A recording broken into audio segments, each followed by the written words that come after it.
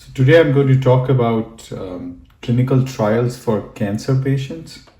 And before I talk about this topic, I want to give a brief overview of cancer. And cancer is a disease caused by the uncontrolled growth and spread of abnormal cells in the body. And these cells can form tumors or invade other parts of the body through bloodstream and lymphatic system. Now, there can be many different types of cancers. Each cancers are unique and their treatments are unique. And some cancers, for example, breast cancer, lung cancer, colon cancer, more common than more rare cancers like gallbladder cancer, for example.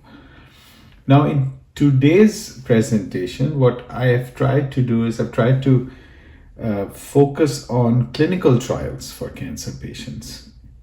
Now, what are clinical trials? Clinical trials are, new tests, I would say, or new procedures that to see that if they are safe and effective in treating cancer. And these trials are essentially for advancing cancer research and improving cancer treatments. So clinical trials can be typically made up of a series of phases. Phase 1 trial to begin with, that's the first phase. And these are the earliest studies of a new treatment in humans.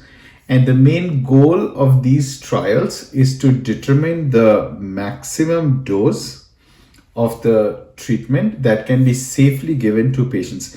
Oftentimes we call it as, once you establish the dose, we usually call it as RP2D, or in other words, it's called recommended phase 2 dose. That's when you start the phase 2, when you have a maximum tolerated dose and a recommended phase 2 dose. Now, what's phase 2 trial? The phase 2 trial is usually, these studies test the effectiveness of the treatment at the recommended dose and also continue to evaluate its safety. Phase 3 these are usually large scale studies, and these studies compare new treatments to the current standard treatment. We oftentimes call these standard treatments as standard of care. Most times it's chemotherapy. We'll get to that later. And it's to compare new treatment to the current standard of care to determine whether it is effective or maybe it has fewer side effects. And then ultimately, when so typically a phase 2 and a phase 3 can be a registration directed trial, meaning that depending on the efficacy result, the safety, it can be recommended to the FDA for approval of the drug. So at this stage, phase 2, phase 3 can become a registration trial, and you can get an accelerated approval based on the efficacy and safety data. Now, phase 4, these trials are typically conducted after a treatment has been approved and are designed to gather additional information about its long-term safety and effectiveness. Maybe a phase 2 study may go on for 3 to 4 years, and it can, based on the data, it can get approved. A phase 4 study can go on for several years and to kind of look at it in a long-term safety and effectiveness basis. So the next part that I wanted to review was on the different types of clinical trials. There could be many different types of clinical trials for cancer. There can be treatment trials. So TX is treatment. I've used this word several times. So TX means treatment. So treatment trials, for example, these trials test new treatments such as a chemotherapy drug or a targeted therapy or an immunotherapy or radiation therapy. I'm going to go a little bit more details into targeted therapy later in the presentation. There's also other trials like prevention trial. These trials are, they can test ways to prevent cancer from developing. These trials can be either through medication, either through lifestyle changes. These are prevention trials. Screening trials. These trials test new methods of detecting cancer, such it can be a blood test, it can be an imaging based technique, and finally there are supportive care trials.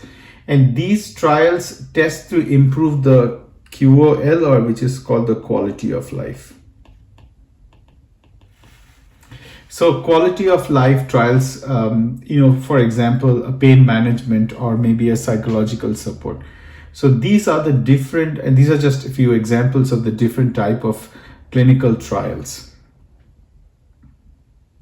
Now let's review a little bit in more detail about the different types of clinical trials. So for the more common ones, as an example, for example, is chemotherapy trials. Very common, usually used as, when a patient comes in, detects cancer, after any surgical treatment, the first line of treatment would be chemotherapy. I'm going to talk about lines of treatment as well later. So chemotherapy, these trials test new chemotherapy drugs, or maybe it can be a combination of drugs. I'm not getting into what is chemotherapy. I can talk about that in a separate video. In this video, we are talking about the types of drugs or trials. The next one trial is called the targeted therapy trial. These trials test drugs that target specific molecules or pathways in cancer. And if I think about it, for example, a tyrosine kinase inhibitor for the receptor tyrosine kinases, it could be a monoclonal antibody which can target maybe an EGFR, or maybe a monoclonal antibody to target some other pathway. The other type of trial, very common nowadays, very popular, is immunotherapy trials. And immunotherapy trials are drugs that help the immune system to recognize and attack cancer cells. Examples of these very popular nowadays are checkpoint inhibitors like PD-1, PD-L1, pembrolizumab, very common drug nowadays. And then the other therapy that has got a lot of attention right now is the CAR-T. I'm not going to go into details of the CAR-T, but CAR-T therapy has become a very popular avenue of treatment as well. The other type of therapy is radiation therapy, where these trials test new techniques of delivering radiation therapy, or it could be a combination. Oftentimes it's a combination of chemoradiation therapy. So it can be chemo plus radiation, or even a radiation with a targeted therapy. Some of the other techniques of cancer treatment are surgical trials, where these trials test new surgical techniques, or maybe a combination of surgery with some other technique. And finally, palliative care treatment. Now these trials test ways of improving the quality of life, and examples could be pain management, psychological support. So let's next talk about lines of treatment, or lines of therapy. This is a term that we often hear in cancer treatment. And lines of therapy or lines of treatment in cancer are, the different stages or rounds of treatment that a patient undergoes as they receive treatment for their cancer. So, what are some of the examples of, let's look at some of the examples of different lines of therapy. Okay, so the few lines of therapy include first line therapy. For first line therapy, it is the initial treatment given to a patient after they have become diagnosed with cancer. So the goal of the first line therapy is either to cure or control as much as possible the cancer. Now, what is a second line therapy? So if the cancer does not respond to the first line therapy, or if it recurs after treatment, second line therapy may be used. And now the second line involves a different type of treatment potentially, or it could be a more intensive version of the same treatment used in first line, or it could be a combination of the two. Now, the next line of treatment is a third line therapy.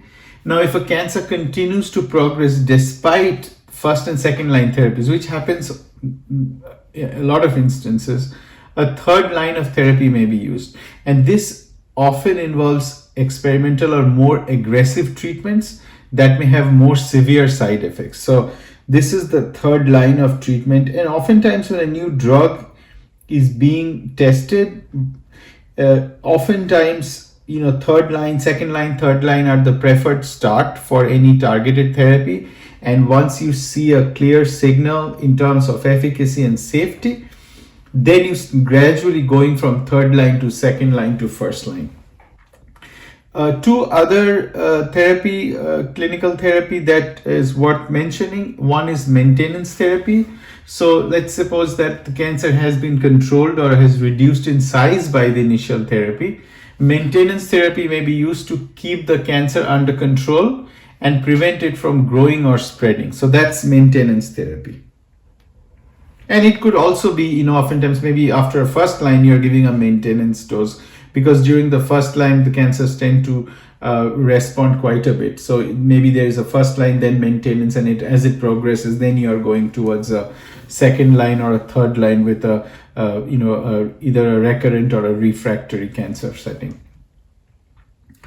The final one is the palliative therapy, and sometimes when cancer cannot be cured, palliative therapy may be used to manage symptoms and improve the patient's quality of life.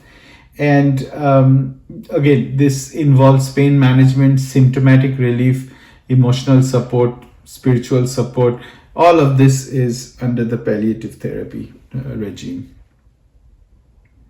So in this brief video, I want to summarize or end this presentation by maybe just briefly going through some examples of targeted therapy. Now, I haven't discussed in details what is cancer, what is mutation, what is chemotherapy, what is targeted therapy. But just to give an overview, we spoke about clinical trials, we spoke about the different phases of clinical trials, we spoke about what are the different types of trials, where we spoke about chemotherapy, we spoke about targeted therapy, immunotherapy. Just to give a flavor of what kind of drugs are used in targeted therapy, I just made a small table of some of the cancers, the different mutations, and drugs that are approved to target specific mutations. So if we talk about non-small cell lung cancer or NSCLC, a very high number of patients every year is detected with non-small cell lung cancer. And these NSCLCs often are caused by mutations in either the EGFR or the epidermal growth factor receptor gene mutations, or in the ALK gene. And there are several targeted therapies approved. As an example, gefitinib, osimertinib, these are targeted towards the EGFR mutant non-small cell lung cancer. Crizotinib is approved for treatment of ALK positive non-small cell lung cancer. By positive, I mean ALK mutated non-small cell lung cancer. For melanoma patients, about half of all melanoma patients have BRAF gene mutation. And there are several targeted therapies available for this BRAF. There's vemurafenib, there's dabrafenib. Encorafenib is also a BRAF specific inhibitor. These are all BRAF class 1 inhibitors that are used for treatment of BRAF. In specific mutation is V600. We'll go to that in some of the mutations. Then there is also the colorectal cancer. In colorectal cancer, about 5 to 10% of colorectal cancers have mutations in the BRAF gene as well. And these are targeted therapies available for these mutations like vemurafenib and encorafenib. There is also breast cancer. Now, one of the very common breast cancer mutation is HER2 mutation, or it can also be a HER2 amplification. And the drugs that are typically used in this setting is trastuzumab or pertuzumab, which are approved drugs in the breast cancer HER2 amplified or mutant setting. Finally, I want to highlight a couple more cancers. One is GIST or gastrointestinal stromal tumors. Most of these GIST have a mutation in the KIT or PDGFRA genes, and they are targeted by drugs like imatinib or sunitinib. And finally, of these ovarian cancers have either a BRCA1 or a BRCA2 mutation. And obviously, one of the most popular drugs in this setting are olaparib and rucaparib, which have shown a lot of good promise in treatment of these ovarian cancer patients.